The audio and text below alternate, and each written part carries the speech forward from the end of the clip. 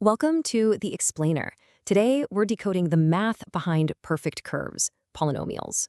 From a basketball's arc to a roller coaster, the answer is a polynomial, so let's decode it. So, everything starts with a term. Just think of it as a single mathematical building block. Now, when you connect these terms with a plus or minus, you get an expression. But not all expressions are polynomials. It all comes down to one simple rule. The power on any variable has to be a positive whole number. No fractions, no negatives. Yup, that one rule is literally the only thing that separates them. Okay, let's talk about a polynomial's most important feature, its degree. The degree is just the highest exponent you can find. A degree of 2? That's a quadratic. So why does the degree matter so much? Well, it tells us the number of solutions. The degree gives you the maximum number of solutions, which we call zeros. And what are zeros? They're the specific values that make the whole thing equal 0.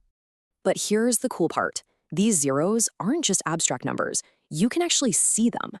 They're just the points where the graph crosses the horizontal x-axis. That's it.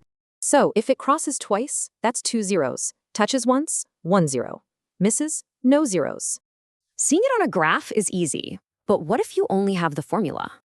Turns out the formula itself has a kind of secret code hidden right inside it. Let's take the standard form for a quadratic, ax squared plus bx plus c. Okay, secret number 1. The sum of the zeros is always negative b over a. And secret number 2, the product of those same zeros is always c over a. All right, let's test this secret code. We'll use a simple one, x squared minus 36. We know the zeros are 6 and negative 6. Their sum is 0, and their product is negative 36. Now, using our code, the formulas give us 0 and negative 36, a perfect match. So the numbers in the formula give you a direct shortcut to the properties of its solutions. It just shows you even abstract formulas hold these elegant visual secrets. What else is out there?